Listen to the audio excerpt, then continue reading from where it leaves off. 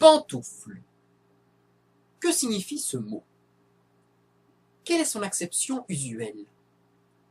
Où trouve-t-on sa définition logique? De quelle langue ancienne ou moderne est tirée son étymologie? Est-il indigène ou exotique? Est-il autochtone ou de seconde formation? Est-il radical ou dérivé? Représente-t-il un fait matériel ou cache-t-il un emblème? L'auteur l'emploie-t-il au sens propre ou au sens figuré? Et si le pudique et pieux censeur auquel ce livre sera nécessairement soumis, avant de s'introduire dans les séminaires et dans les lycées, allait supposer jamais. Cette odieuse interprétation est d'une époque étrangère à nos mœurs. Elle ne saurait présenter la moindre apparence de vérité à cette génération grave et modeste qui ne sourit qu'en rougissant aux bouffonneries cyniques de Rabelais et qui oublie depuis longtemps dans la boue la marotte effrontée de Diderot, de Duclos et de Crébillon. La pantoufle dont il est question ici est tout simplement celle de mon gracieux maître Popocambou le Brèche-Dents, 42 663e autocrate de Tombouctou, sous le règne duquel fut élevée cette fameuse pyramide que Philon de Byzance n'a pas comptée au nombre des merveilles du monde, parce que du temps de Philon de Byzance, on allait fort rarement à Tombouctou. Elle égale 18 fois en hauteur la tour de Babylone, qui surpassait d'autant la pyramide de Khéops, et elle est bâtie sur la pointe. Soit préjugé de l'éducation, soit prévention invétérée de l'habitude, soit entêtement politique, soit fanatisme religieux, soit instinct, soit expérience de ce que valent les choses du monde, Popocambou, depuis qu'il était parvenu au pouvoir, n'avait rien vu qui lui parût préférable à cette pantoufle. Il y pensait le jour, il y pensait la nuit, il y pensait le soir, il y pensait le matin.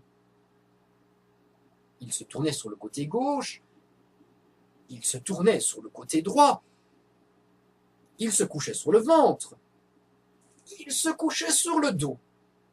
Il ne rêvait que de cette pantoufle. Il est vrai que cette pantoufle n'était point dédaignée. On aurait fait bien du chemin sans rencontrer une pareille pantoufle. C'était une pantoufle fourrée, c'était une pantoufle ouatée, c'était une pantoufle satinée, c'était une pantoufle raffinée, c'était une pantoufle perfectionnée, c'était une pantoufle d'hiver, c'était une pantoufle d'été.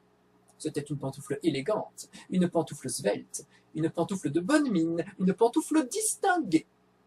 C'était une pantoufle bien conditionnée, une pantoufle qui n'était ni trop large ni trop étroite, une pantoufle solide, une pantoufle élastique, une pantoufle moelleuse, une pantoufle confortable, une pantoufle essentielle.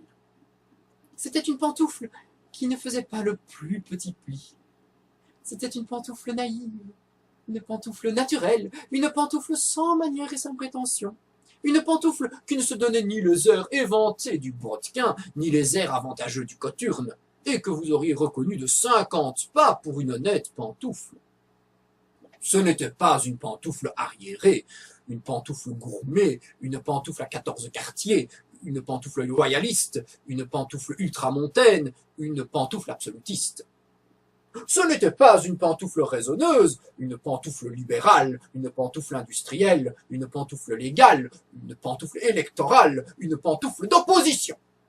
Ce n'était pas une pantoufle antique, une pantoufle systématique, une pantoufle aristotélique, une pantoufle économique, une pantoufle encyclopédique, une pantoufle académique, une pantoufle classique. Ce n'était pas une pantoufle gothique, une pantoufle mystique, une pantoufle éclectique, une pantoufle romantique, une pantoufle germanique, une pantoufle frénétique. C'était une excellente petite pantoufle. C'était une de ces pantoufles dont on voudrait n'ôter jamais le pied. C'était la reine des pantoufles.